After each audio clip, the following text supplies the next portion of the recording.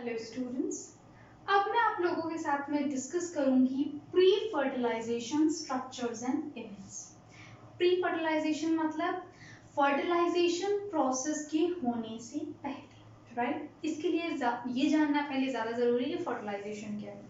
Fertilisation एक ऐसा process है जिसके अंदर मेल और फीमेल गैमेट का फ्यूजन होगा। फ्लावर को डिस्कस कर रहे थे हम, एंजियोस्पर्म को डिस्कस कर रहे थे। तो एंजियोस्पर्मिक प्लांट के अंदर बनने वाले मेल और फीमेल गैमेट जो ऑब्वियसली बनेंगे फ्लावर के अंदर। तो फ्लावर के अंदर बनने वाले मेल और फीमेल गैमेट का जब फ्यूजन होता है उसी प्रोसेस को फर्टिलाइजेशन कहते हैं।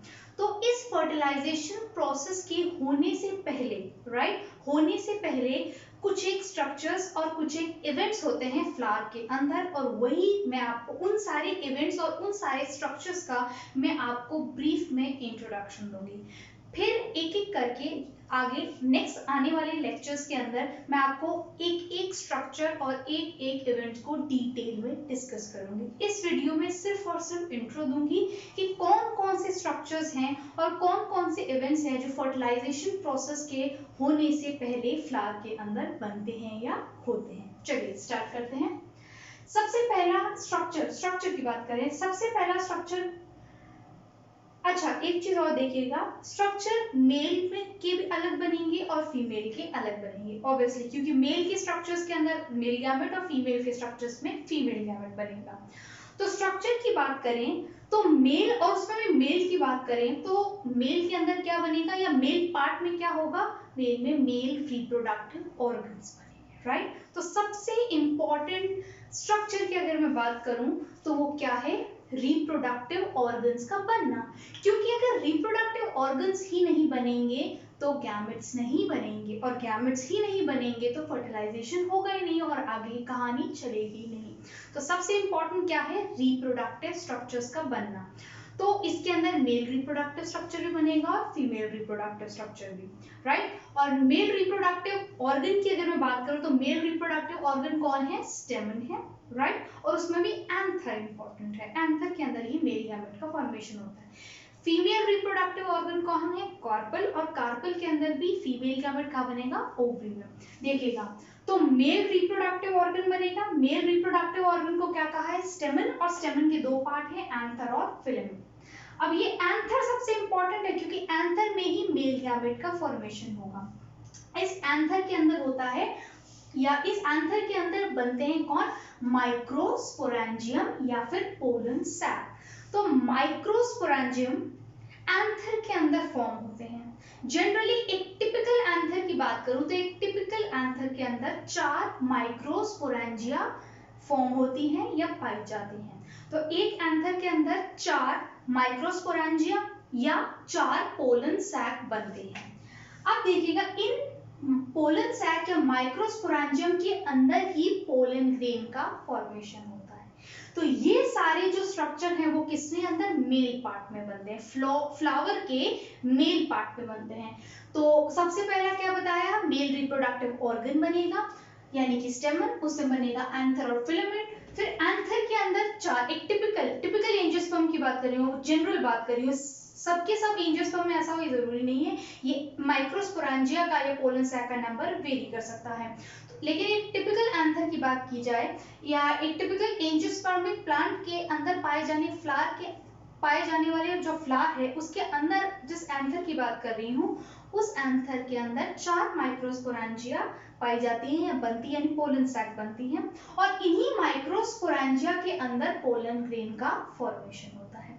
और एग्जैक्टली ये पोलन ग्रेन के अंदर ही मेल गैमेट फॉर्म होता है, ठीक है? और फिर वाया पॉलिनेशन ये pollen grain using various pollinating agents, वो बायोलॉजिकल एबायोलॉजिकल दोनों हो सकते हैं, इनकी मदद से फीमेल रिप्रोडक्टिव ऑर्गन का एक पार्ट यानी स्टिग्मा के ऊपर जाके लैंड करते हैं और आगे का प्रोसेस वहां से स्टार्ट होता है। नेक्स्ट देखिएगा, फीमेल की बात करें तो फीमेल पार्ट की अगर बात करें तो फ्लावर के अंदर फीमेल पार्ट में क्या कौन से स्ट्रक्चर्स बनते हैं।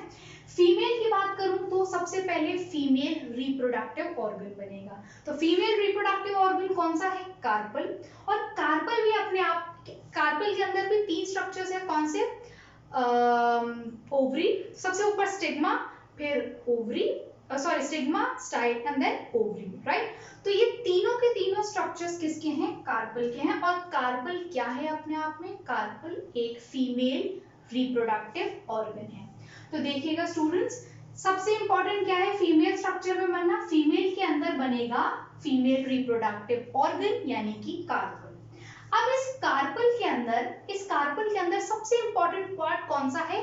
ओवरी है। अब इस ओवरी की अगर मैं बात करूं तो ओवरी के अंदर बनेगा मेगास्पोरेंजियम या जिसे ओव्यूल भी कहा जाता है, ठीक है।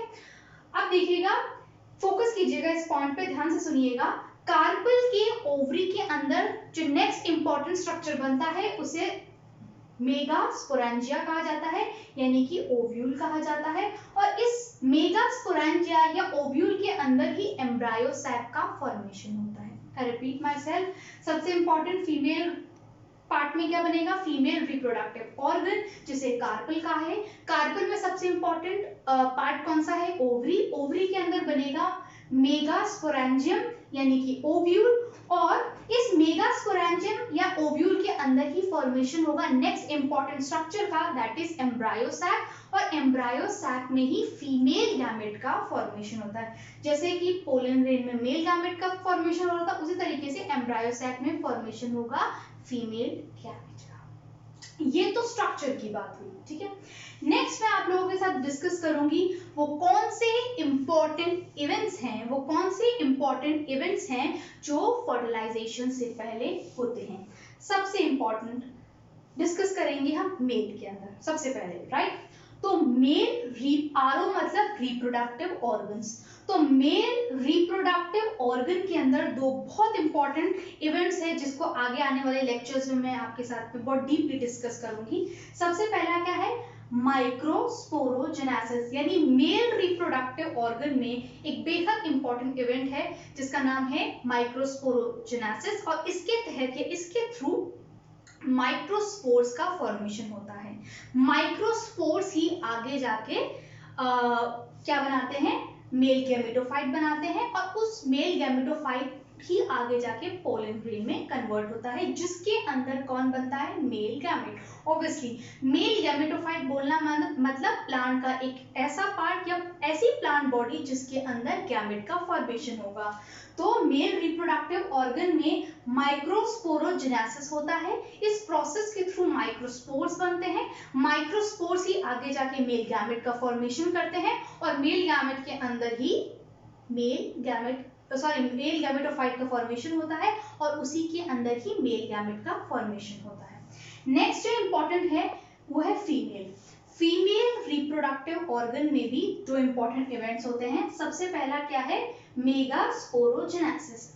मेगास्पोरोजेनेसिस एक ऐसा प्रोसेस है जिसके थ्रू मेगास्पोर्स का फॉर्मेशन होगा।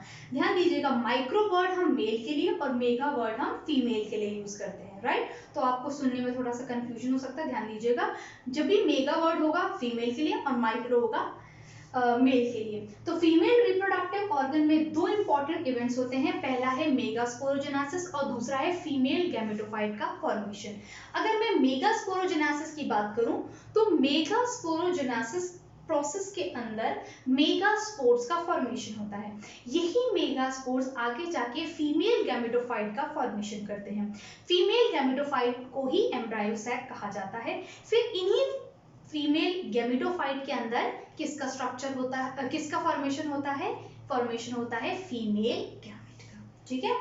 तो मेल के अंदर माइक्रोस्पोरोजेनेसिस और मेल गैमेटोफाइट। मेल गैमेटोफाइट में ही कौन बनेंगे? Male gamete. और फीमेल की बात करूं तो मेगास्पोरोजेनेसिस जिससे बनेंगे मेगास्पोर्स और यही आगे जाके फीमेल गैमेट का फॉर्मेशन करेगा और फीमेल गैमेटोफाइट का फॉर्मेशन करेंगे और फीमेल गैमेटोफाइट में ही फीमेल गैमेट का प्रोडक्शन होगा। थर्ड सबसे इंपॉर्टेंट इवेंट जो है वो है पॉलिनेशन। ऑब्वियसली पॉलिनेशन होने से पहले भी मेल और फीमेल गैमेट का बनना जरूरी है। जब मेल और फीमेल गैमेट बन जाते हैं the next important event is pollination, यानी इन दोनों मेल और फीमेल गैमेट का आपस में करीब आना, इनके बीच का डिस्टेंस का रिडक्शन होना। तभी जब ये करीब आएंगे तभी मेल और फीमेल गैमेट आपस में फ्यूज होंगे और फर्टिलाइजेशन का